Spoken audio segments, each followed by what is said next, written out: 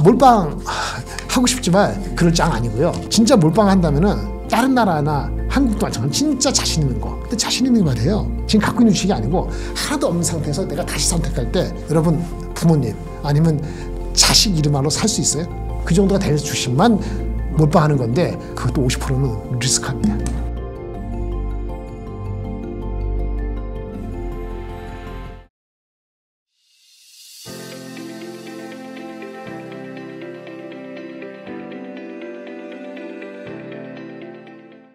전 세계 시가총액 순위가 역전이 됐잖아요. 역전됐죠. 맞습니다. 그래서 이게 마이크로소프트하고 애플이 이제 순위가 바뀌었는데 네네. 여기에 이제 어떤 중요한 함의가 있을 것 같아요. 함의요. 소프트웨어가 네. 기존의 하드웨어 중심을 앞서갔다. 그리고 AI를 구체화시킨 회사가 아직은 구체화가 덜 된 회사하고의 차이다.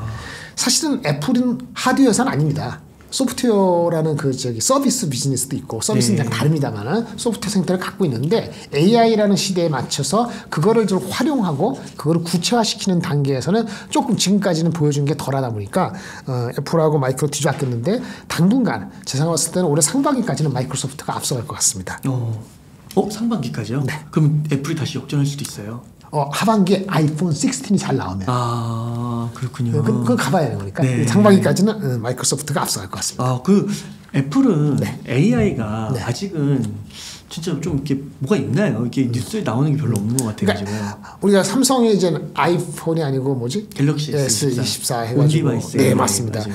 애플은 항상 좀 보수적이거나 완벽한 상황이 됐을 때 하겠다는 그런 주의이기 때문에 현재 애플이 아직도 폴더블 폰을 개발이 아니죠. 드러내고 있지 않지 않습니까? 중국은 따라오고 그런 측면에서 AI도 비슷한 어떤 포지셔닝을 취할 거라고 예상은 됐었는데 지금 시대에서는 그런 걸 많이 기다려주지는 않죠. 그 밸류에이션이 그걸 빼고 나니까 PER이 한 28배 되거든요.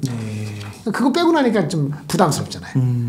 주가가 이 생태가 탄탄하기 때문에 온 디바이스 AI 시대가 된다는 얘기는 삼성전자 갖고 생태가 아주 편안하게 된다는 게 아니고 그 얘기는 애플을 거기에 포함시켰다는 걸 포함하는 거기 때문에 결국은 애플이 역할을 할 거라고 보여집니다. 많은 주가적인 측면에서 그게 드러나기 전에 그게 가시화되거나 좀 비전을 보여주기 전까지는 여전히 아이폰 15, 아이폰 16의 중국 포함해서 여러 나라에 어떻게 판매되냐 이거에 관계되기 때문에 밸류가 30배 이상 가기에는 조금 시간이 지금 현재 입장에서는 좀 벅차다 이렇게 보여집니다.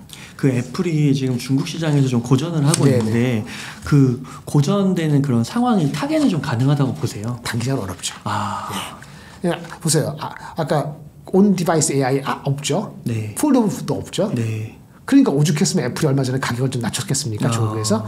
쉽지 않다고 보입니다. 그러니까 중국의 비중이 전체 매출의 요새 한 20% 가다가 좀 빠져서 한 17% 되기 때문에 이 영향을 받아서 주가가 뭐 폭락하지는 않겠지만 반전하는 데서는 시간을 좀 더 두고 보지 않을까. 그런 투자가들이 당분간 더 있지 않을까 그렇게 보고 있습니다. 그러니까 애플이 보면은 그 테슬라와의 전기차 또 애플카도 많이 주목을 받다가 늦어졌죠. 늦어지는 것 같고 AI도 늦어지는 것 같고 이게 뭔가 애플이 뭐 보수적으로 한다고 하는데 이게 보수적인 건가 아니면 진짜 그 준비가 덜 돼서 그런 건가? 두 번째일 수도 있죠. 사람들이 빠져나가는 거는 다른 데서 비슷한 역할을 하는 사람들이 거기서 출신 나온다든지 이런 게 나중에 후행적으로 확인이 된다면 그래서 그렇구나라고 알게 되는 거거든요. 여기 사람들이 많이 움직이지 않습니까? 뭐 구체화되지는 않았습니다만 애플 출신들이 딴 데 가서 일한다는 얘기도 좀 들리고 해서 이 비전 프로만 갖고 되는 게 아니에요. 비전 프로가 좋은 거긴 한데 광범위한 애플리케이션이잖아요. 공간 컴퓨팅, 스페이셜 컴퓨팅. 가장 중요한 건 저같이 눈 나쁜 사람도 뭐 도수해준다 하더라고요. 근데 어쨌든 그 안경이 내 안경보다 무겁잖아요. 맞아요. 그렇죠. 무겁잖아요. 무겁다 하더라고요. 무겁다고. 그다음에 그다음에 비싸잖아요. 엄청 비싸요. 그래서 휴대폰을 대체하는 게 아니고 뭐 큰 컴퓨터 아니면 고급 TV를 대체해야 되는데 거기 있는 사람들이 얼마나 있을까? 한 몇백만 명이 있겠죠. 근데 그거 하려고 하는 건 아니잖아요. 그렇죠? 그러니까 그런 측면을 본다면은 초기에 early adopter나 innovator는 있겠습니다만은 early adopter, innovator 이상을 뛰어넘어야 되는데 그럴 때는 뭐뭐도 불구하고가 아니고 뭐뭐 때문에 못 산다는 그 뭐뭐 때문에는 없어져야지 올라가거든요. 2차 전기차도 마찬가지거든요. 충전하고 비싼 거에도 불구하고 전기차 사는 세력이 있죠. 10몇 %. 네. 그 넘어가는 순간에는 벽이 생기는 거거든요. 그런 측면에서 본다면은 애플이 과감하게 나온 비전 프로를 단기적으로 저는 그렇게 아주 높게 보고 있지는 않고요. 어쨌든 얘네들 보통 연례 행사로서 월드와이드 뭐 디벨로퍼 컨퍼런스 해가지고 행사를 하는데 그 6월달에 있다니까 6월달 이전에는 아마 그런 기대감을 또 뭔가 갖게 되면은 좀 다시 한번 보지 않을까 이렇게 보고 있는데 당분간은 크게 움직임은 없고 빅모멘텀보다는 지지부진하지 않을까라고 보고 있습니다. 그 F4에서 이제 테슬라도 어떻게 보면 포함되지 못한 건데요. 네, 그렇죠.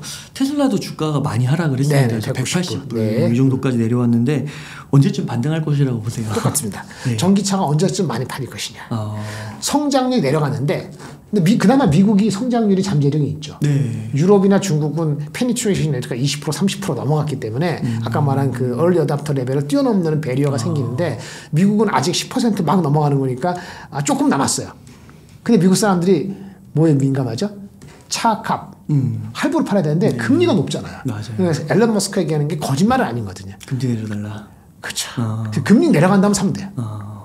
일단 보면 네. 그럼 그렇게 되면 금리 내려간다 그러면은 우리나라 2차 전지 좋겠죠. 네. 아니면 리튬 가격, 메탈 가격이 반등을 하면 되겠죠. 둘 중에 하나, 둘 다 되면은 이제 저로의 찬스인데 그게 언제냐는 거죠. 그걸 모르면은 당분간은 그냥 째려만 본다 이렇게 말씀드릴 수 있겠습니다. 아 그렇군요. 그리고 또 자율주행이나 이런 것도 좀 더 자율주행도 있죠. 게 맞습니다.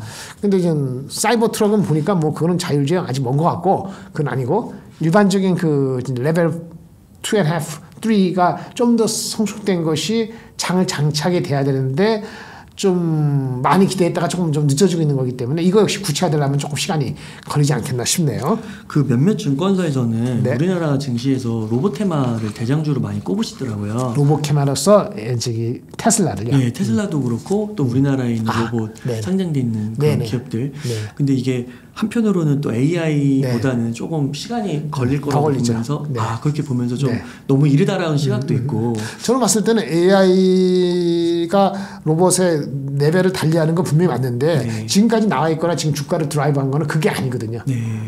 그 배송 로봇이라든가 네. 아니면 협동 로봇이잖아요. 협동이나 배송은 그렇게 레벨이 높은 AI가 들어갈 이유가 없어요. 네. 예. 그렇게 높은 AI가 협동이나 레벨에 들어가면은 가격이 비싸져요. 네. 그게 쉽지가 않은 거죠. 그 시대가 빨리 오지 않을 것 같아요. 빨리 오진 않아요. 근데 그런데 주식들은 많이 갔다. 그거야말로 PSR 10배 땡겨서 29년 걸 땡겼거든요. 네. 그게 주가 내려가는 거예요. 네. 내러티브 갖고는 좀 어렵다. 하지만 그것도 역시 금리가 내려가면 뭐 난리가 나는 겁니다. 근데 그래서 미국이 걱정하는 거죠. 금리가 내리면 빨리 내리면 모든 게 난리 나면은 다시 인플레 될까봐. 그래서 그런 거 제가 이해를 못하는 건 아닌데 어쨌든 그런 게 오기 전까지는 넘버되거나 밸류업 가치주하고 싸울 거기 때문에 주식이 만만치 않다.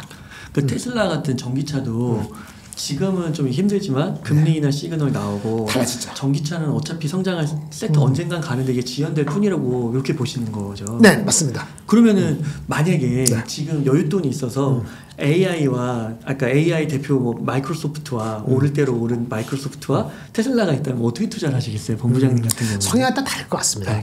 근데 이제 테슬라를 해보신 분하고 저는 직접 투자를 안 하기 때문에 그때 간접 투자를 합니다만 샀을 때 땡길 수도 있어요. 네. 근데 성향이 달라서 확인되고 나서 그때 사잖아요. 이렇게 할 때가 아니고 이렇게 들어서거나 그 변수가 확인됐을 때 한 20% 올라가더라도 그거 보고 사는 거예요. 그러세요. 네. 근데 이게 100% 올라가면 안 되지. 그러시구나. 그것도 타이밍 잘 맞춰야 되는 거니까. 네. 그 아까 이제 삼성전자나 SK하이닉스가 AI의 그런 수혜를 받을 수 있는 기업들 아까 구체적으로는 조금 작은 거를 짚어주셨고 그렇죠. 그때 삼성전자나 SK하이닉스도 약간 얘기해 주셨잖아요. 네네네. 이쪽도 여전히 뭐 HPSP나 뭐 이오테크닉스 이런 부분들도 여전히 앞으로 수혜를 더 입을 수 있다고 보시는 거예요? 수혜는 보는데 아까 삼성은 스스로 실적을 못했기 때문에 상당히 여기 구간에서 머물러 있을 것 같아요. 7만 원 초중반 뭐 언제든지 8만 원 갈 수 있지만 언제든지 8만 원 갈지 언제든지 계속 여기 있을 수도 있어요. 둘 다 양립할 수 있거든요. 실적 못 냈기 때문에 그 AI 관계 없습니다. HBM 관계 없어요. 삼성을 뚫으려면은 그 아까 뭐 비메모리도 그렇고 휴대폰에 스마트폰도 그렇고 해야 될 게 많아요. 하이닉스 못지않게 HBM을 따라가는 것도 있고 네. 3박자 다 맞으면 애널리스트 얘기한 9만 원 갈지도 모르겠는데 네. 3박자 다 맞을 확률이 많지가 않잖아요. 네. 그러니까 8만 원 어느 정도까지 한번 가보겠다 이렇게 소심하게 보는 게 맞을 것 같고요. 그러면 수혜를 받는 건 뭐냐? 그 삼성이나 하이닉스가 똑같은 건 뭐죠? HBM 투자를 많이 하는 거죠. 다른 제품을 적게 하더라도. 네. 그럼 당연히 일반 장비보다는 그런 장비가 낫겠죠. 네. 그러니까 트래디셔널 장비 업체보다는 우리가 많이 하는 식각등 이런 거 말고 확실한 장비 업체를 낮을 때 사면 되죠. 근데 지금 낮을 때 사면 하도 많이 해서 주가가 빠질 때 샀는데 안 오른다 그러는데 이거는 뭐죠? 대한민국에 있기 때문에 그렇고 아까 기업 밸류 이런 것도 그렇고 2차 전지도 그렇고 뭐 바이오도 그렇고 선택안이 자꾸 생기면은 여기로 오는 게 많지가 않아요. 그래서 제가 한 2개월 전에도 말씀드렸는데 아무리 좋은 반도체가 하더라도 주식의 40% 50% 사는 거 아니에요. 아까 제가 처음에 말씀드렸잖아요. 밸 해야 된다고. 지금 우리나라에 있는 주식을 어디 그리고 2차 전지 먹을 때 먹으시면 계신데 반대로 또 열심히 다른 사람 얘기할 때 들어가신 분은 다 맞아요. 그러니까 숫자로 따지면 엄청 손해본 사람이 훨씬 많을 거고 네. 먹으신 분은 소수이거나 아니면 많지 않잖아요. 그 사람들이 많이 먹을 수는 있지만 전체적으로 봤을 때는 밸류를 그렇게 왔다 갔다 하는 수는 나눠서 사야 된다는 걸 보고요. 지금 앵커님에 대한 질문에 대한 답은 네. 올해 내년까지 봤을 때 흐름에서는 하이닉스 또는 삼성전자가 투자한다는 측면에서는 ABC로 얘기하면은 이오테크닉스, 한미 반도체, HPSP 이런 대장주를 중심으로 분할 매수하는 게 맞고요. 하이닉스 포함해서 이 반도체 섹터 전체를 30% 이상 담지는 마시기 바랍니다. 2차 전지는 알아서 하시고 네. 화장품 같은 경우도 있고 그 다음에 아까 말한 자동차 같은 주식들 밸류 자체가 달라지면 그 레벨이 달라질 수 있거든요. 뭐 삼성물산도 포함해서 그런 다양한 걸 머리를 해야 돼요. 그게 헷갈리면은 한국 주식을 ETF로만 하시든지 네. 아까 2,450에 제가 2,007 말씀드렸잖아요. 네. 넘어가면 줄이고 네. 내려가면 사고 이런 식으로 당분간 하시는 게 맞아요. 네. 그게 머리 아프면. 네. 머리 안 아프게 하려고 반도체면 좋다 김장렬이 얘기했던 90% 사고 2차 전지 누가 어떤 분이 얘기했던 80% 사고 싸다고 해서 이거 다 리스크한 겁니다. 그렇다고 뭐 기업 밸류업 주식 막 난리 치는데 뭐 그 현대차만 100% 이것도 리스크예요. 네. 지금은 제가 가장 리스크 안 한 게 현대차로 보이지 않습니까? 네. 그건 맞아요. 현대차가 PBR이 지금 0.6배고 ROE가 12%인데 뭐 저기 뭐 배당 수익률이 주가가 올라서는 3% 되고 네. 그럼 뭐 어디 누가 갖다 붙이겠어요. 근데 그거는 항상 경기 사이클이잖아요. 갑자기 안 팔리면 PER 자체가 7배, 8배 될 수 있기 때문에 그럼 또 목이 찬단 말이에요. 지금 그게 안 보이니까 그걸 걱정 안 하니까 올라가는 거니까 네. 현대차 기아가 좋다 하더라도 뭐 LS도 좋아하는데 제가 말씀드리는데 합해서 그것도 30% 넘으면 안 되고 그럼 어떻게 돼요? 30%? 자동차나 무슨 저기 지주회사 같은 거 기업 밸류 그리고 반도체 30% 25% 그러면 이제 50%잖아요. 그다음 실적 되는 스몰캡 그 낮게 그렇게 하게 되면 한 30% 남을 겁니다. 네. 그러면 현금을 갖고 있다가 한국장이 먼저 올라갈 때 그거를 왕창 불태우게 하는데 지금 불태울 장소는 아직 아니다 이렇게 말씀드리겠습니다. 네. 그 김장렬 본부장님께서 그 2차 전지는 네. 좀 밸류를 땡겨온 감이 있어서 좀 조심하라고도 얘기를 해주셨는데 네. 정말 그 말씀 이후로 주가가 또 많이 조정을 받았습니다. 네. 그래서 2차 전지 또 아까 알아서 하시라고 했는데 알아서 어떻게 하면 좋을까요? 그 사실 2차 전지 많은 하기보다는 네. 그 2차 전지 그 서플라이 체인에서 좀 이렇게 전면에 나서지 않았지만 가치가 숨어 있는 주식. 근데 사실 요즘 3일 사이에 많이 올라서 3일 전에 왔었어야 되는데 저희 내부적으로 많이 얘기했던 게 LS. LS 좋아하고요. 양극재에서는 근데 지금 양극재 하기는 애매해요. 더 빠지거나 아까 말한 그런 거 리튬 가격이 오른다든지 아니면 1분기 실적 전반적인 1분기 실적 같이 봐야 될 것 같아요. 그러면 이제 포스코 퓨처엠 만약에 셀 업체가 충분히 얻어맞았다 그러면 SDI인데 SDI 포스코 퓨처 LS 중에서 따지면은 저는 LS 그리고 셀 업체 중에서 LG 엔솔이 나올지 SDI가 나올지 고민입니다. 네. LG 엔솔은 또 많이 빠졌죠. SDI도 많이 빠졌습니다. LG 엔솔은 뭐죠? 미국에 많이 익스포즈 되어 있거든요. 네. GM이라든지. 그게 파지티브예요. 네. SDI는 유럽 쪽이기 때문에 좀 파지티브가 떨어지기 때문에 좀 고민입니다. 주가의 레벨에 따라서 뭐 기분적으로는 뭐 LG 엔솔이 더 나을 것 같고 그다음에 양극재는 포스코퓨처엠이 아니고 에코프로가 될 수도 있는데 어제 1분기 실적을 보고 리튬 가격이 반등할지 여부가 충분히 되고 항상 뭐든지 커머더티 가격이 빠질 때는 말이죠. 원가에 근접했으니까 반등할 거다. 이거 믿으면 안 돼요. 그럴 수도 있고 안 그럴 수도 있고 반반이에요. 원가에 당연히 감상할 수도 있지만 원가 가서도 버티고 나중에 마켓쉐어 싸움에서 버티는 사람들이 있거든요. LCD도 그렇고 OLED도 그렇고 반도체도 그렇단 말이에요. 그래서 지금 원가보다 내려가서도 안 올라오잖아요. 그런 사이클이 있는 거거든요. 그게 3개월 만에 해결될 수도 있고 1년 갈 수도 있어요. 몰라요. 경기하고 관련되기도 하고 역학과 관련되기 때문에 그래서 아까 단순하게 원가 됐다 반등 이렇게 생각하시는 자체가 작년 10월 11월 달에 했다면은 그게 오산이었다. 그렇다고 지금 계속 빠진다는 얘기 아니니까 와치를 하시고 가격과 리튬을 보시고 그리고 나서 결정합시다. 근데 저는 그렇다 하더라도 에코프로는 아니라고 봅니다. 왜냐면 지주회사인데 짬뽕돼 있잖아요. 그렇죠? 다른 지주회사 많은데 만약 진짜 양극재가 올라가면 포스코 퓨처엠이나 아니면 에코프로 비행을 보시는 게 맞아요. 에코프로는 우선은 아니다. 그렇다 하더라도 이렇게 말씀드리고 지금은 LS 이렇게 말씀을 드리겠습니다. 네, 감사합니다. 그럼 본부장님 지금 한 1억 원 정도 여유 자금 있으면 어떻게 투자 전략을 세우시겠나요? 네, 30% 현금. 네. 그다음에 30% 15% 미국, 15%는 인도, 베트남. 그 얼마야? 좀 남았죠? 네, 40 남았습니다. 40 남았습니다. 네. 그거 가지고 한 18%, 네. 20%, 40의 한 반 정도 네. 지금 들어가겠습니다. 한국 주식. 한국 주식. 네. 나머지는 트레이딩 하겠습니다. 복잡하죠? 한국 주식은 뭐 들어갈까요?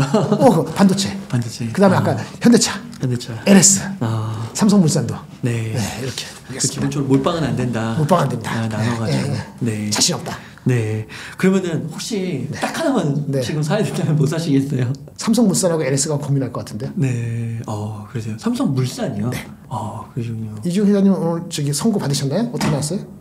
네, 잘 모르겠어요. 오늘 선고 받게 돼 있거든요. 예전에 그 12 삼성물산하고 관련되어 오늘 선고 공판이에요.